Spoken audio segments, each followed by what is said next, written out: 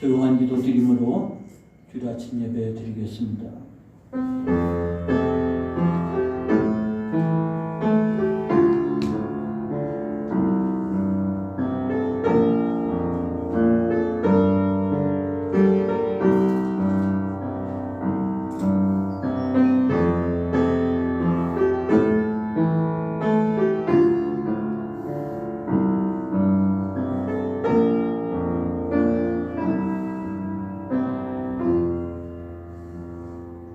문들아 너희 머리를 들지어다. 영원한 문들아 들릴지어다. 영광의 왕이 들어가시리로다. 영광의 왕이 누구시냐? 강하고 능한 여호와시요 전쟁에 능한 여호와시로다. 문들아 너희 머리를 들지어다. 영원한 문들아 들릴지어다. 영광의 왕이 들어가시리로다. 영광의 왕이 누구시냐? 만군의 여호와께서 곧 영광의 왕이시로다. 아멘. 찬양과 영광을 하나님께 올려드립니다.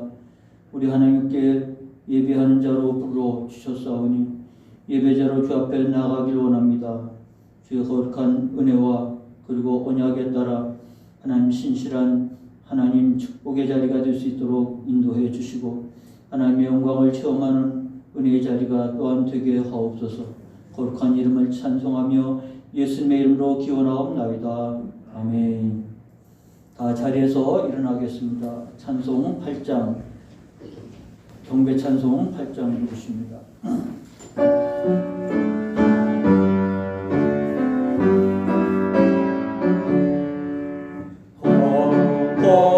거룩 전능하신 주님 일어나신 우리 주를 찬송합니다.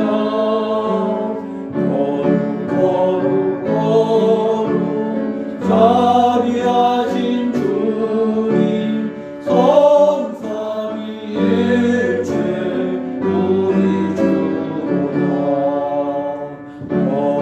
거룩 주의 보좌 앞에 모든 성도 멸류관을 벗어드리네. 전국 천사 모두 주께 굴복하니 영원히 위에 계신 주로다. 거룩 주의 빛난 영광 모든 죄인 늘어두어 볼 수 없도다. 거룩하신 이가 주님밖에 없네. 온전히 전능하신 주로다. 거룩 전능하신 주님 전지 만물 모두 주를 찬송합니다.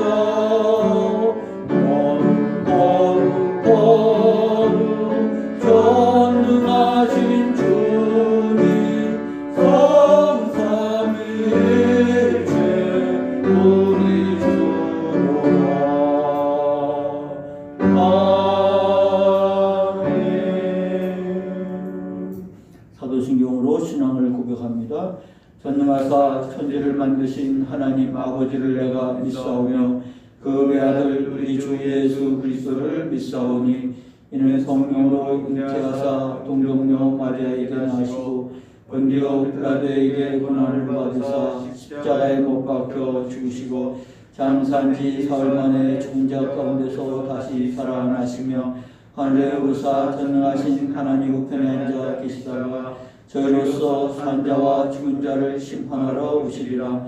성령을 믿사오며 거룩한 공예와 성도가 서로 교통하는 것과 죄를 사하여 주시는 것과 몸이 다시 사는 것과 영원히 사는 것을 믿사옵나이다. 아멘.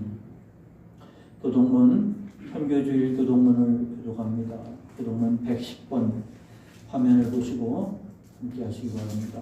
온 땅이여 여호와께 노래하며 그의 구원을 날마다 선포할지어다. 그의 영광을 모든 민족 중에 그의 기이한 행적을 만민 중에 선포할지어다. 여호와는 위대하시니 극진히 찬양할 것이요 모든 신보다 경외할 것이며 예수께서 또 이르시되 너희에게 평강이 있을지어다. 아버지께서 나를 보내신 것 같이 나도 너희를 보내노라.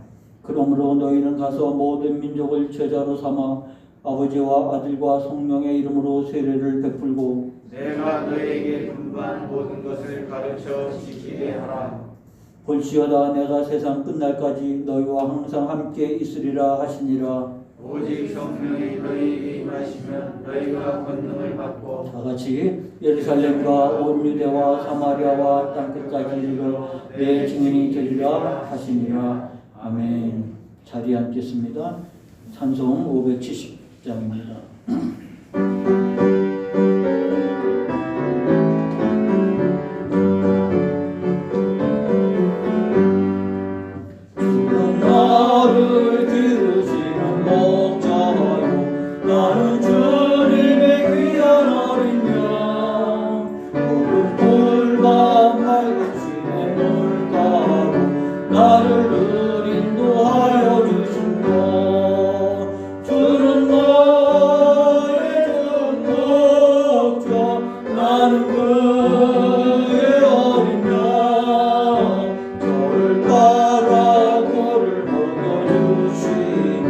내게 부족함 전혀 없어라.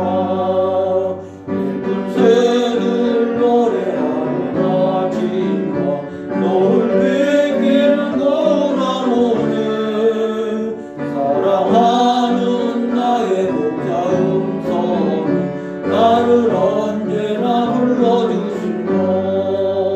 주는 나의 정목자 나는 그의 어린 양 저를 따라 고를 먹여주시니 내게 부족함 전혀 없어라.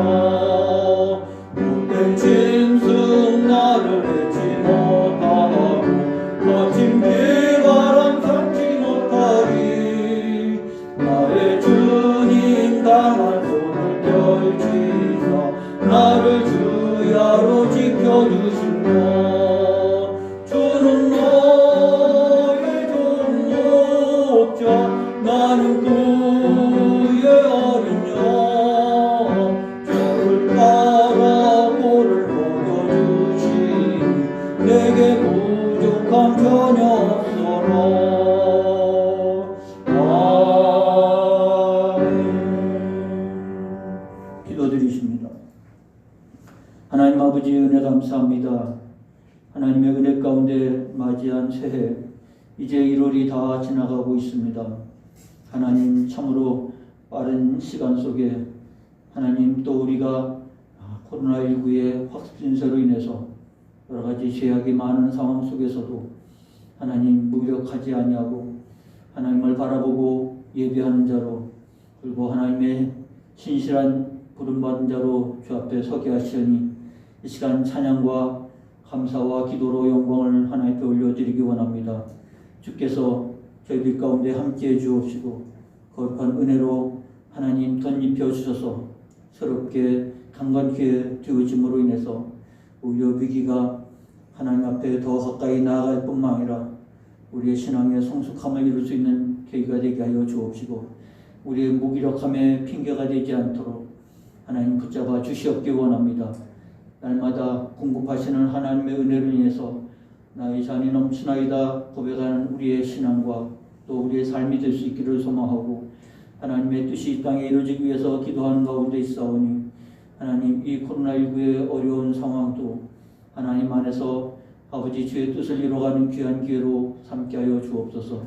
우리에게 언제나 심판의 때는 알곡과 쭉정이가 나눠지는 때라고 말씀하고 있사오니 하나님 우리가 쭉정이로 날아가는 아버지 바람에 나는 겨와 같은 삶이 되지 않도록 아버지 바람이 나고 비가 오고 창수가 나며 무너져버리는 모래 위에 지은 집이 아닌 하나님 언제나 위기에도 든든히 서가는 반석 위에 세운 하나님의 사람들 되어지도록 끌어 주시옵소서. 아버지 우리로 하여금 이 땅에 하나님 선교의 사명을 가지고 살아가게 하신 줄 압니다. 하나님의 말씀이 복음이 땅끝까지 이르는 데 있어서 우리는 여전히 부름받고 쓰임받는 하나님의 사람인 것을 기억하오니 우리가 주 앞에 부름받은 통로로서 역할을 잘 감당하게 하시고 아버지 우리가 사는 이 땅을 우리가 공유적이고 아버지 또한 책임감을 가지고 함께 기도하는 주의 종들 되게 하여 주셔서 연약하지만 그러나 오병이어처럼 쓰임받는 교회여 또 성도들 되어지도록 은혜 더하여 주옵소서. 시간도 말씀을 통하여 은혜에 서게 하시고 말씀에 굳게 서갈 수 있는 교회여 또 성도들이 되어지기를 원하오니 시간 역사해 주옵소서. 사랑하는 성도들 주 앞에 이제 저들의 삶을 다 내어놓고 기도하고 있사오니 주의 걷되게 하시고 주님이 저의 기업이 되어주심으로 주와 더불어 함께하는 은혜의 삶 늘 되게 하옵소서. 시간도 함께 하시기를 간절히 소망하며 예수님의 이름으로 기도하옵나이다. 아멘.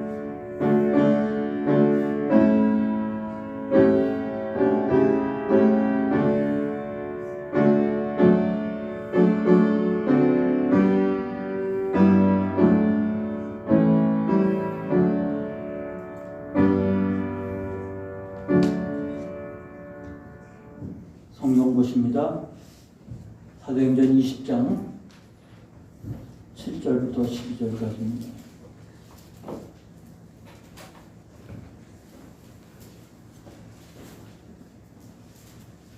신약성경 223쪽에 있습니다. 그 주간에 첫날에 우리가 떡을 떼려 하여 모였더니 바울이 이튿날 떠나고자 하여 그들에게 강론할세 말을 밤중까지 계속하며 우리가 모인 윗다락에 등불을 많이 켰는데 유두고라 하는 청년이 창에 헐터 앉아 있다가 깊이 졸더니 바울이 강론하기를 더 오래 하며 졸음을 이기지 못하여 3층에서 떨어지고는 일으켜보니 죽었는지라. 바울이 내려가서 그 위에 엎드려 그 몸을 안고 말하되 떠들지 말라 생명이 그에게 있다 하고 올라가 떡을 떼어 먹고 오랫동안 곧 날이 새기까지 이야기하고 떠납니다. 사람들이 살아난 청년을 데리고 가서 적지 않게 위로를 받았더라. 아멘. 우리는 1년에 6번 선교 헌신 예배를 드립니다. 호수달 그리고 마지막 주 저녁 예배는 선교 헌신 예배로 드리는데 이번 1월달은 저녁에 모이질 못해서 새해이기도 하고 첫 번째 헌신 예배이기도 해서 이 시간 우리 헌신 예배, 선교 헌신 예배로 드리게 되었습니다.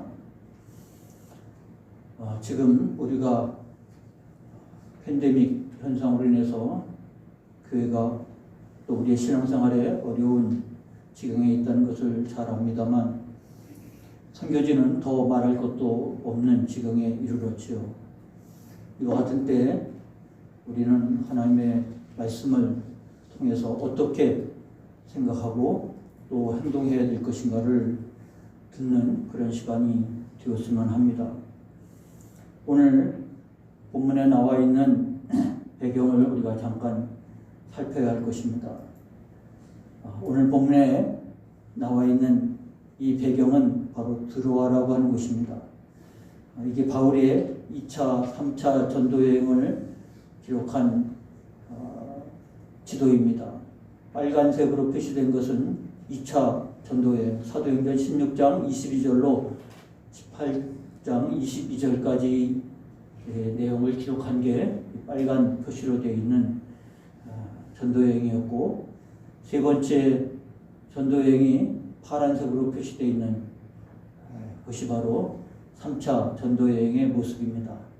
근데 어쨌거나 2차고 3차고 걸려있는 것이 바로 드로아라고 하는 곳입니다. 이게 좀 확대해 보면 맨 끄트머리에 드로아라고 하는 곳이 나와 있습니다.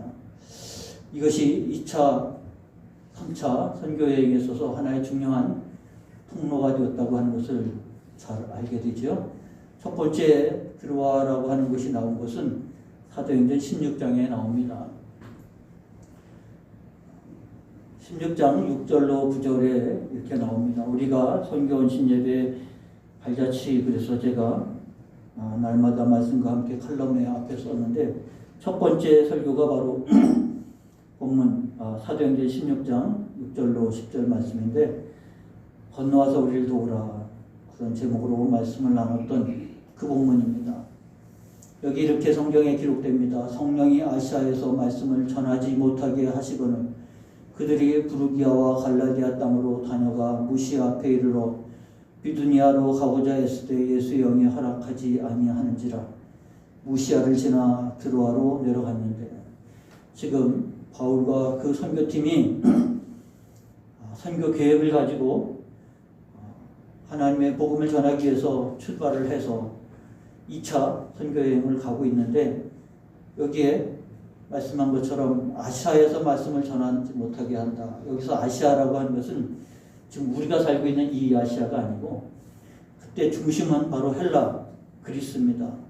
거기서 동쪽에 있는 지명이라고 하는 뜻으로 아시아라고 사용을 한 것이기 때문에 지금 우리 아시아와 구별하기 위해서 소아시아라고 표현을 합니다. 그래서 소아시아는 지금의 터키 지방을 가리켜서 말씀하고 있는 것인데 여기를 계획하고 여기서 말씀을 전하려고 하는데 성령이 아시아에서 말씀을 전하지 못하게 했다고 그랬습니다. 그래서 그들이 무슨 방해가 있었는지 모르지만 그러나 그들이 다른 지역을 선택해서 부르기아와 갈라디아 땅을 다녀갔지만 그것도 아니라고 생각해서 그들이 흘러서 나오는 곳이 바로 드로아입니다. 이 드로아에 왔을 때 참 바울과 선교팀은 굉장히 당혹스러웠을 거예요. 하나님의 말씀을 전하기 위해서 부름받고 보냄을 받았는데 계획한 게 자꾸 막히는 겁니다. 또 안 되는 거고 표현은 이렇게 했지만 얼마나 어려운 일을 당했을까라는 것을 생각해 보면 정말 가슴이 아픈 그런 상황에 이르게 되었을 텐데 그래서 도착한 도시가 바로 드로아입니다. 근데 그곳에 밤에 환상이 바울에게 보이니 마게도냐 사람은 아시아 사람이 아니라 바다 건너편 유럽 사람입니다. 건너와서 우리를 도우라고 하는 환상을 보게 되는 것이죠. 그러므로 드로아는 바울의 선교의 첫 번째 위기를 겪었던 곳입니다. 얼마큼 좌절을 겪었는지는 모르겠지만 그러나 굉장한 이전에는 한 번도 그런 적이 없는데 굉장한 충격이 가해진 바로 그 현장이 바로 드로아입니다. 그런데 그 위기에서 하나님은 환상으로 그에게 건너와 우리를 도우라. 그래서 바울은 이곳에서 유럽으로 넘어가는 마게도냐로 건너가는 계기를 삼습니다. 그래서 이 드로아라고 하는 곳을 보면 바로 지금은 이제 저 위쪽에 다리가 놓여서 아시아와 또 유럽이 다리를 건너는 상황이지만 당시는 드로아에서 배로 건너편 네아폴리로 이동을 하고 네아폴리에서 드로아로 이동오고 우리나라로 이해 쉽게 말하면 인천항과 같은 도시가 바로 드로아라고 할 수 있습니다. 그래서 지금 인천은 항공으로 세계로 뻗어 있지만 배로도 인천항에서 서해를 거쳐서 중국으로 많이 왕래를 할 수 있는 곳이라고 하면 드로아가 바로 그런 위치에 있는 거예요. 거기까지 어떻게 왔는지 모든 것들이 좌절되고 막히고 어려움 속에서 온 것이 드로아인데 그곳에서 생각지도 않은 바다 건너편 거기까지는 생각도 안 했는데 거기서 건너와 우리를 도우라. 그래서 바울은 바로 그런 환상이 하나님께서 저 사람들에게 복음을 전하라고 우리를 부르신 줄로 인정함이라. 그래서 배로 건너편 계획에 전혀 없던 땅으로 넘어가게 됩니다. 이게 2차 선교 여행 속에서 일어난 일들이에요. 그러므로 드로아는 바울의 선교에서 첫 번째 위기를 극복하고 오히려 하나님의 놀라운 방향을 새롭게 여는 기회가 된 땅이 바로 드로아입니다.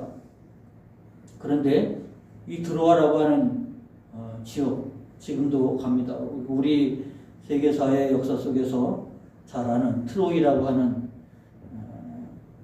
아마 아이들은 더 잘 알 것 같은데 바로 그런 도시의 배경이 되는 곳입니다. 그러므로 굉장히 중요한 요충지였죠. 이제 바울이 오늘 본문 말씀에 우리가 7절부터 읽었는데 6절의 말씀을 앞절에 있는 말씀을 잠깐 보면 이렇게 나옵니다. 우리는 무교절 후에 빌립보에서 배로 떠나 닷새 만에 드로아에 있는 그들에게 가서 이레를 머무니라. 지금 바울이 3차 선교 여행을 마치고 지금 예루살렘에 있는 성도들을 돌보기 위해서 구제헌금도 모아가지고 예루살렘으로 가고 있었고, 또 바울에게는 예루살렘으로 가야 될 성령의 강력한 부름이 있었던 것 같습니다. 그래서 지금 이제는 반대편에서 배를 타고 드로아로 넘어온 상태예요. 예루살렘으로 가고자 하는 그런 상황입니다. 이 지도를 보시면 파란색 줄이 보이죠. 바로 네아폴리에서 드로아로 넘어와서 그 다음에 배편으로 해안을 따라서 예루살렘으로 가는 과정에 바로 드로아에 걸쳐 있는 것입니다. 이 보여진 드로아라고 하는 것은 아까 말한 첫 번째 선교의 위기를 겪었다고 하면 오늘 본문은 두 번째 위기가 아닐까 싶은 상황을 만나게 됩니다. 바울이 이 드로아에 머물러서 그들이 함께하는 시간들을 보냈는데 여기서 우리는 초대교회의 모습을 보게 됩니다. 그들이 그 주간 첫날에 우리가 떡을 떼려 하여 모였다라고 오늘 본문 시작이 그렇게 나옵니다. 그 주간 첫날이라고 하는 것은 바로 주일입니다. 오늘 우리와 같은. 그러나 우리는 이제 이 일을 휴일로 지키고 있지만 당시의 교회는 그 사회를 주도한 세력이 아니었고요. 유대인들은 안식일은 토요일날 안식일을 지킵니다. 그리고 주일을 우리처럼 쉬는 날이 아니라 이날을 일하는 첫날이.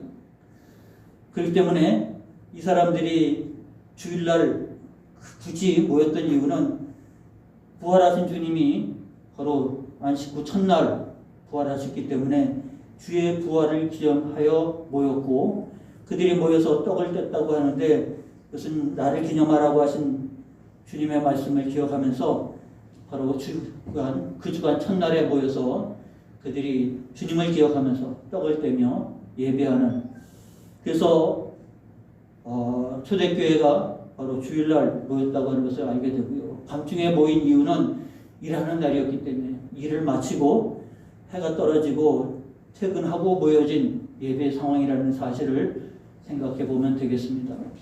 여기서 이래를 머물렀지만 다음 떠나는 오늘 이 본문의 말씀 속에서 보면 처음 만나는 주일이었고 이제 한 번 기회밖에 없는 이 주일을 끝나고 바울은 이제 떠나야 되는 그런 상황에 놓여 있는 것입니다.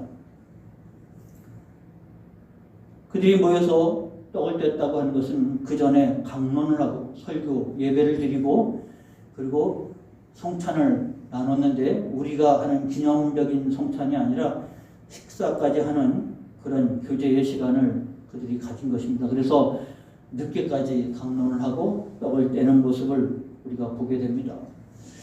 바울이 드로아를 거쳐가는 것은 2차 선교 여행에서 이루어진 일이고 그로 말미암아 교회가 생겨진 것 같고 지금 3차를 여기서 거쳐서 갔다가 다시 여기로 들어오는 와중에서 바울은 이것이 마지막일 거라고 하는 것을 그들도 알고 또 바울도 알 것이 그 다음 사도행전 20장 후반부에 보면 바울이 예루살렘으로 가는 길에 계속해서 사람들이 위험하다고 가지 말라고 만류하는 내용을 보게 됩니다.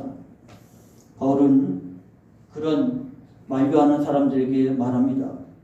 20장 22절이니까 우리 본문에서 조금 밑으로 내려가 보면 보라 이제 나는 성령에 매여 예루살렘으로 가는데 거기서 무슨 일을 당할는지 알지 못하노라.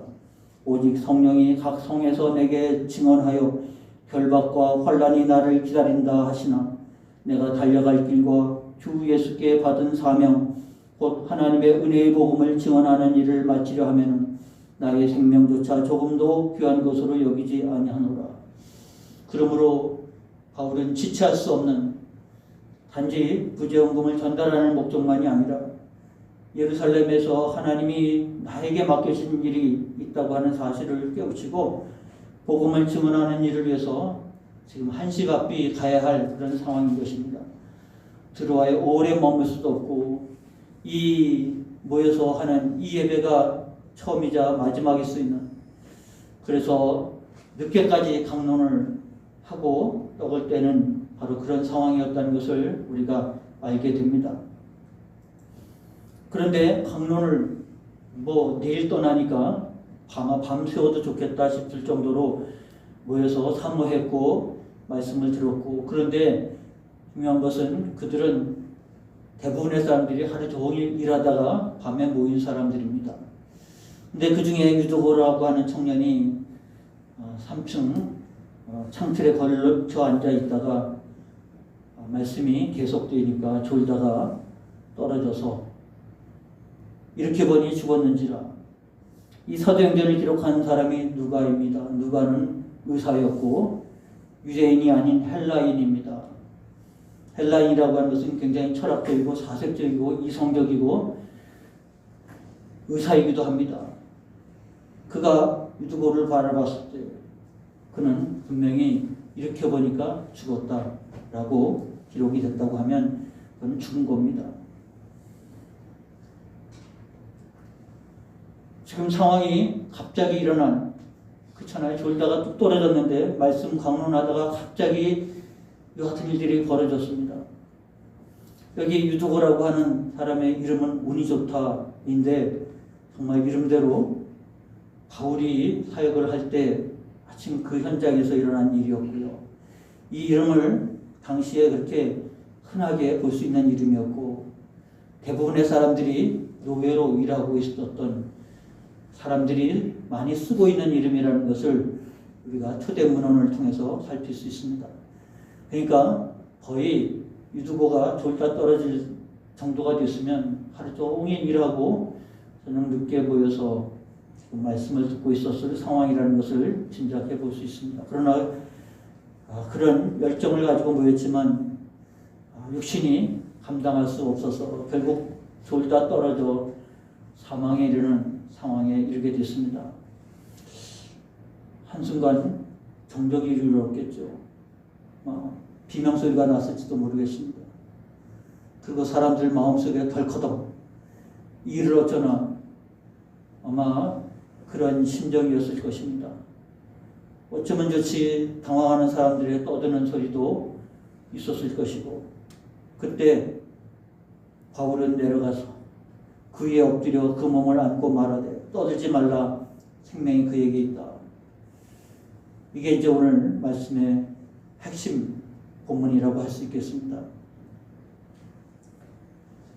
누가가 볼 때 분명히 죽은 상황이었고 그러면 상황은 거기서 끝입니다. 바울은 이 사역을 하면서 사람 죽은 것을 어디 한두 번 봤겠습니까? 죽을 때마다 다 사람을 살리겠다고 덤벼든 것은 아니었을 것입니다. 근데도 불구하고 바울은 가만히 있지 못하고 내려가서 그 죽은 아이의 몸 위에 엎드려 그 몸을 안았다고 하는 것은 이거는 그냥 죽음으로 끝나야 될 상황이 아니라는 것을 안 것이죠.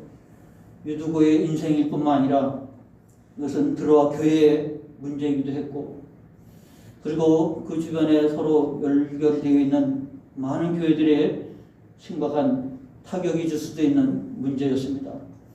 그들끼리 모여서 되어진 일이라고 하면 모르겠는데 지금 사도 바울과 함께 하는 자리였고 이제 바울은 두 번 다시 이 교회를 돌볼 수 있는 상황이 안 된다고 하는 마지막 상황이라는 것을 잘 알고 있었을 것이고 이렇게 하고 끝나는 상황이라고 하면 드로아 교회는 어떻게 이 위기를 극복할 수 있을까 싶은 생각이 들었을 것입니다. 모든 경우 모든 죽음을 다 살리겠다고 덤벼들지는 않았을 것이고 어떤 것은 자연스럽게 받아들일 수밖에 없는 상황이었을 것입니다만 이번 상황은 그렇지 못했던 것이죠. 바울이 생각할 때 아니라, 그리고 내려가서 그 위에 엎드려 그 몸을 안을 수밖에 없는 상황. 그는 여기서 끝나면 안 되고, 여기서 멈추면 안 되고, 하나님의 나라, 하나님의 역사를 위해서 이 상황으로 종결지면 안 된다고 하는 그런 믿음, 그런 신앙이 있었던 것 같습니다. 그래서 그 위에 엎드려 그 몸을 안았고, 그럼에도 불구하고 떠드는 사람들이 있었을 것입니다. 뭐라고 떠들었을까요? 쓸데없는 짓인데. 그런다고 뭐 될 일인가? 이게 어쩌면 좋은가? 걱정, 근심에 사로잡히는 소리들이 있었을 것입니다만, 떠들지 말라. 생명이 그에게 있다. 그러므로 이 말씀 한마디가 더 이상 진행은 기록은 안 돼 있지만, 마지막 끝에 말씀이 보니까 살아난 청년을 데리고 가서 적지 않게 위로를 받았다 그랬으니, 이게 교회의 큰 위로였고, 위기가 오히려 하나님의 은혜를 체험하는 계기가 됐다는 사실을 잘 알게 됩니다. 그것은 역으로 만약 이 청년이 이렇게 죽었다고 하면 그들이 얼마나 큰 타격과 어려움을 겪었을까를 생각해 보게 하는 것이죠. 그러면서 이 극복의 과정들을 우리가 생각해 보게 하는 것입니다. 오늘 선교원신 예배를 드리면서 이 코로나19라고 하는 이 기가 막힌 상황이 아직도 계속되고 있고 1년이나 지금 지속이 되고 있으며 언제 끝날지 모르는 상황을 계속 만나고 있습니다. 그것이 우리 교회, 우리 믿음 생활에도 지대한 영향을 미치지만 우리가 선교하는 선교지들은 더 말할 수 없는 어려움 속에 빠졌다는 것을 잘 알게 됩니다. 지금 우리가 후원하고 있는 인도의 상황은 모든 인도교회는 모르지만 우리가 후원하고 있는 비하르, 침베리아에 있는 벨라교회 그리고 침베리아에 있는 교회들에 대한 소식을 종종 듣습니다. 지금 인도는 세계의 두 번째로 확진자가 많은 나라입니다. 어제 통계로 1,000만 명이 넘었습니다. 확진자가.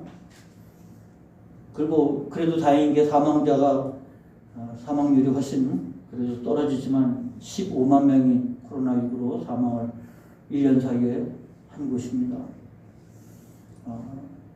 바로 이런 상황 속에서 선교사들이 그리고 모든 선교지들이 그렇습니다만 어려운 것이 그들은 그 나라에서 마음 먹은 대로 정착할 수 있는 사람들이 아닙니다.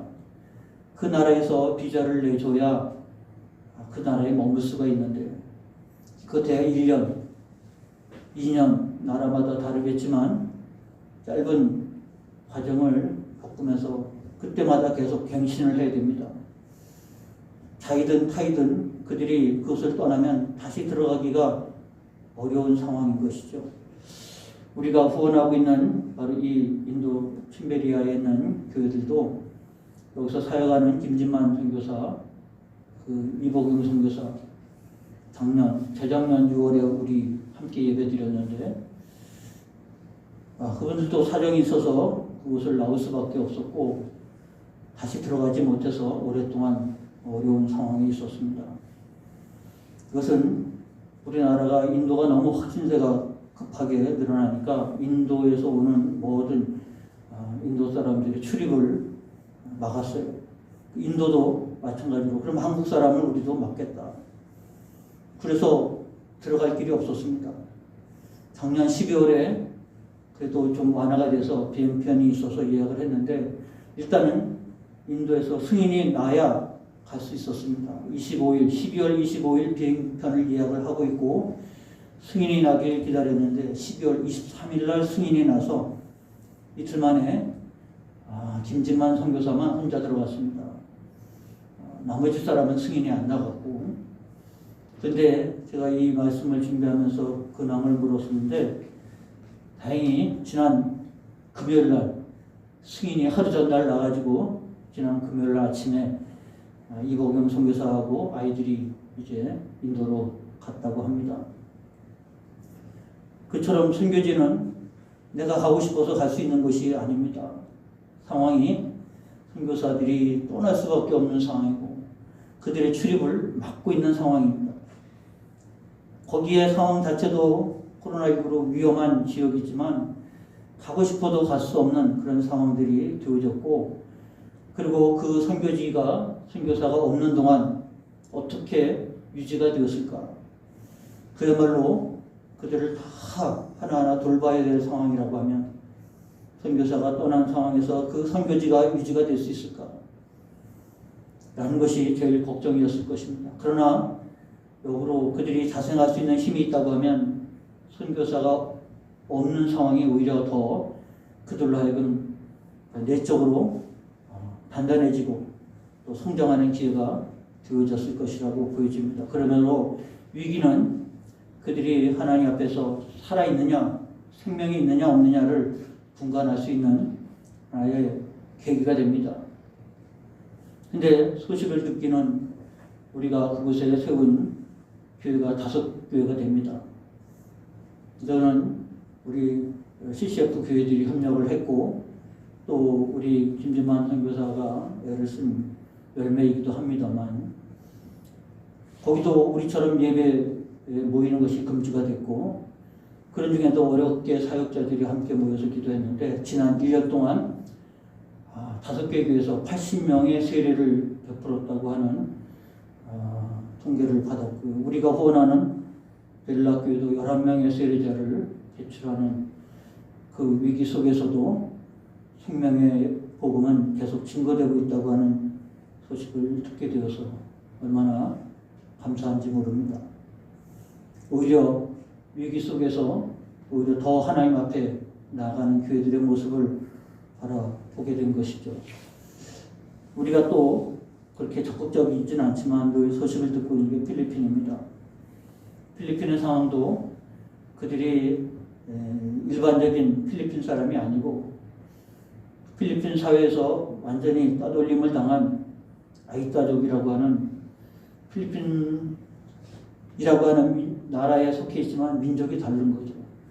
그들은 정글 속에 살고 있다가 화산 폭발로 인해서 세상에 알려진 소수민족입니다만 그들의 산업은 숯을 구워서 파는 게 그들이 먹고 살 수 있는, 왜냐하면 농토가 화산재로 다 덮여가지고 아무것도 할 수가 없는 그런 땅이고 유일하게 할 수 있는 것이 숯을 구워서 파는 것인데, 그것도 우기가 겹치면 숯도 굽지도 못하고 구웠다 해도 이동이 안 되니까 아무 대책이 없는 상황 속에 놓여 있기도 했습니다.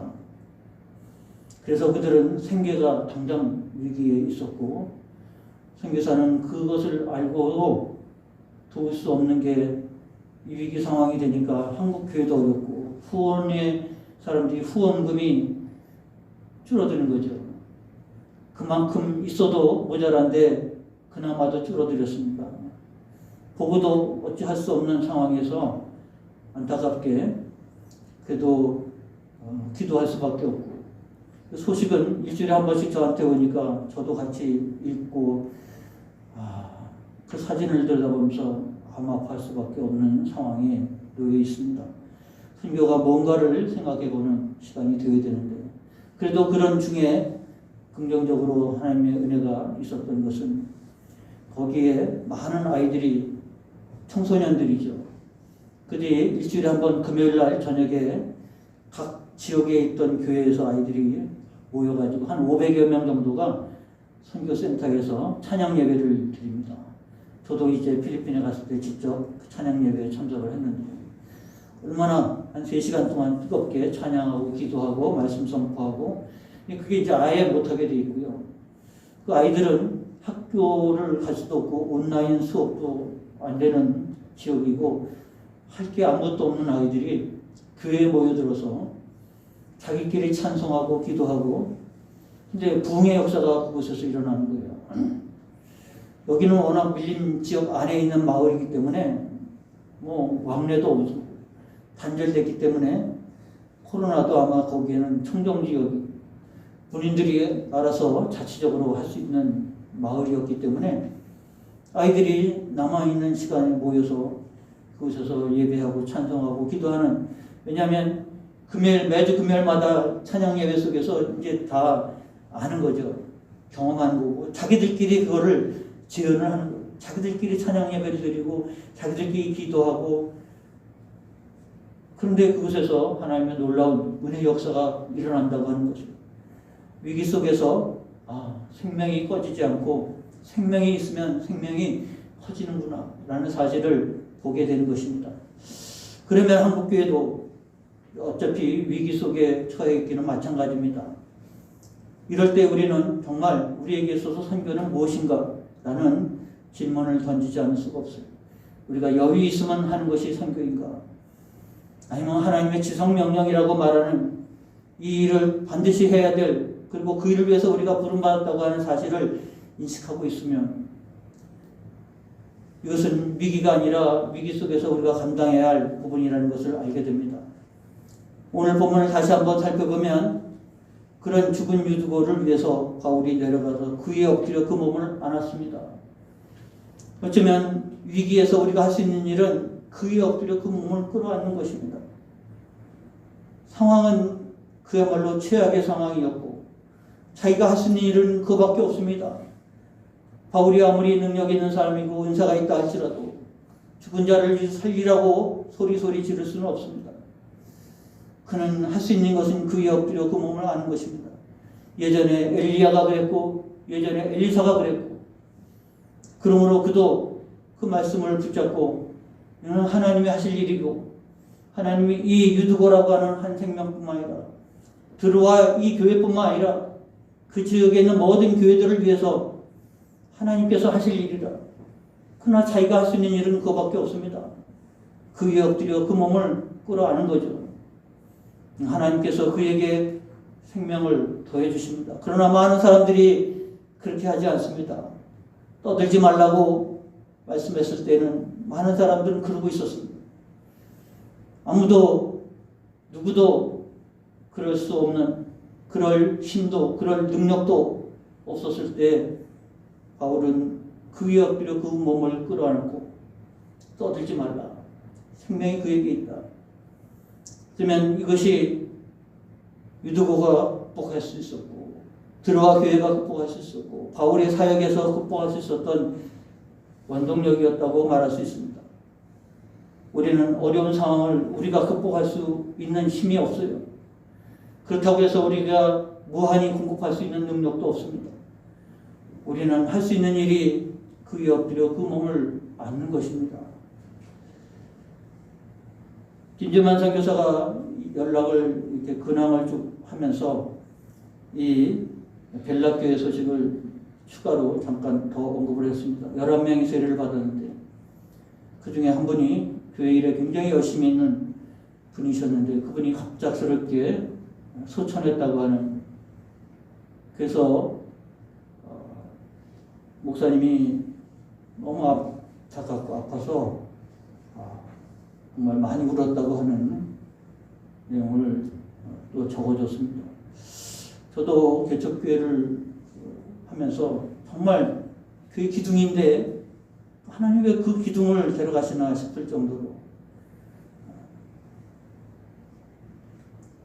그래서 우메시 목사님이 그 상황 속에서 너무 안타까워서 정말 울었다고 하는 그런 소식을 함께 전해줬습니다. 그런데 감사한 게 이제 기독교식으로 장례를 치렀는데 자녀들이 의연하게 믿음으로 잘 받아들여서 교회에 뭐 충격이나 마을에 어떤 그런 일은 없었던 것 같아요. 오히려 신앙이 단단해져가는 기회가 됐다고 합니다. 목사님은 자기가 가장 함께 사역할 동역자를 잃어버린 것 때문에 마음 아팠지만, 그러나 우리가 할 수 있는 일은 그 위에 엎드려 그 몸을 안았다고 하는 바울의 간증처럼 우리가 할 수 있는 일은 그것이죠. 근데 그 손실이, 그 위기가 오히려 하나님 앞에 은혜가 되고 영광이 되도록 하나님 역사하실 것입니다. 그래서 그 살아난 청년을 데리고 가서 적지 않게 위로를 받았던 드로아 사람들, 그리고 그 소식을 들은 많은 이웃 교회들, 그리고 오늘 우리에게까지 이 얼마나 큰 위로가 되겠습니까? 극복하는 자에게 있어서 생명의 열매가 있는 것이죠. 오늘 어려운 위기 속에 나만의 위기가 아니고 그 위기 속에서 하나님은 우리에게 비전을 주시는 겁니다. 들어하는 위기의 장소이기도 하지만 들어하는 비전의 장소이기도 하고 하나님의 은혜를 체험하는 장소이기도 합니다. 알곡과 쭉정이가 갈라지는 자리이기도 하고 우리의 생명에 있어서 하나님 앞에 영광을 돌릴 수 있는 자리이기도 합니다. 우리가 지금 이 위기 속에서 생명을 붙잡고 겨자씨 만한 믿음이라 할지라도 살아있다고 하면 자라고 그리고 열매를 맺고 그리고 그 안에서 죄가 깃들일 만큼 되어질 것입니다. 우리에게는 바로 그 생명의 역사를 이루는 신앙이고 또 삶이어야 할 것입니다. 기도하겠습니다. 하나님 아버지 선교원 신예배를 드리게 하시니 감사합니다. 어려운 중에 있지만 우리에게 선교는 하나의 과시도 아니고 우리가 우리를 드러내는 스스로 위로하는 위로의 자리도 아니고 하나님이 기뻐하시고 이뤄야 할 사명의 길인 줄 압니다. 우리가 할 수 있는 일은 바울처럼 끌어안고 그 위에 엎드려 그 몸을 안을 수밖에 없는 상황인 것을 잘 압니다. 아픈 마음을 가지고 그러나 하나님의 역사가 그 땅에서 이루어지기를 위해서 함께 기도하는 이 시간이 되기를 원하오니 아버지 주께서 저희들의 마음을 붙잡아 주시고 함께 공감하고 함께 주의 뜻을 이루기 위해서 기도하는 중에 하나님의 나라를 이루어갈 수 있게 하여 주옵소서. 훗날 위기가 우리를 더 단단하게 만들 것이고 그리고 비바람이 치고 창수가 나고 그래도 흔들리지 아니하는 반석 위에 있음을 확인하는 주여 저희들의 믿음 생활 또 사역이 될 수 있게 하여 주옵소서. 하나님 주의 교회 그리고 사랑하는 성도들의 심령과 삶에 함께 하시고 하나님의 역사를 더 귀하게 이룰 수 있는 귀한 통로로 쓰임받게 하여 주옵소서. 예수님의 이름으로 축복하고 기도하옵나이다. 아멘. 찬송 507장 부르면서 준비하신 예물을 봉헌합니다.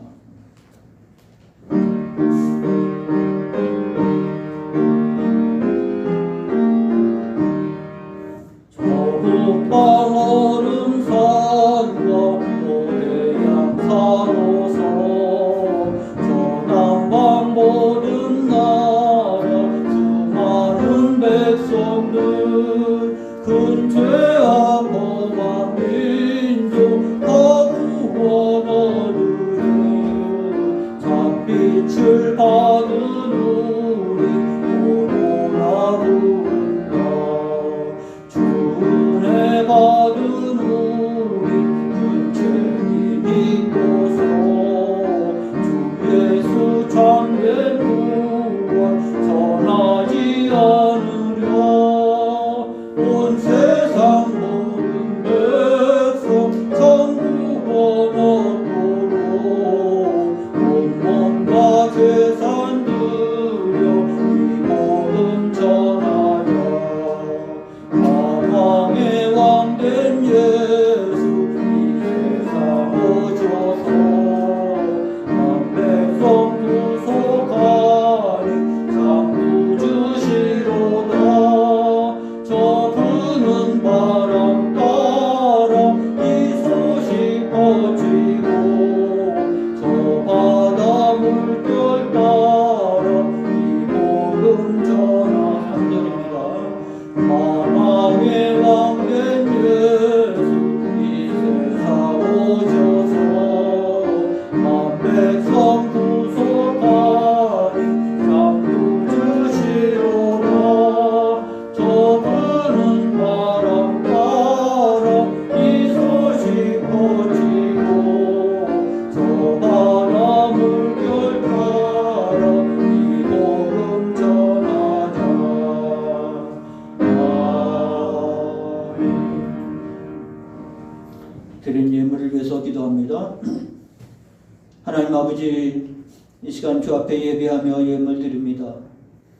우리의 것이 아니고 주님의 것이며 우리도 주의 것임을 고백하며 주 앞에 예물 드리오니 이를 통해서 주님 저희들의 심령, 저희들의 중심, 저희들의 헌신, 저희들의 사랑, 저희들의 결단을 받아 주옵소서.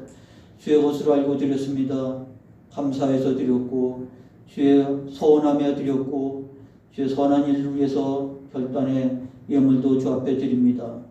하나님 이를 통해서 주님 영광 받아 주옵시고 하나님 저희들이 하나님 앞에 부름받고 쓰임받은 일에 부족하지 않도록 하나님께서 충만하게 그리고 넘치도록 하나님 은혜 베풀어 주셔서 하나님 감당하는 자요 증거하는 자요 쓰임받는 자로 세움받게 하여 주옵소서. 하나님 앞에 드려지는 예물 속에서 주님 저희들의 가정과 기업에 복을 주시고 이를 통하여 주 앞에 강건하게 세움받는 귀한 삶들이 되게 하여 주옵소서. 기도하고 간구하는 일에 주께서 아쉬움에 응답해 주시고 우리 하나님 앞에 더 큰 영광을 돌릴 수 있는 삶이 되게 하옵소서. 예수님의 이름으로 기도하옵나이다. 아멘. 교회 소식 지도를 보시기 바라고요. 이제 다음 주부터 다음 주 주일 저녁 예배, 수요 예배 교회에서 모여서 예배를 드리겠습니다. 대면 예배로 전환이 됐고 우리가 예배 드릴 수 있는 인원은 10명입니다. 그래서 주일 저녁 예배, 수요 예배도 그 안에서 모여서 예배 드리고 설교 동영상은 유튜브에 계속 올릴 예정입니다. 참여하지 못한 분들은 유튜브로 참여하시길 바랍니다. 다른 광고 없으시면 다 자리에서 일어나셔서 송영 2장 부르고 축도로 예배 마치겠습니다.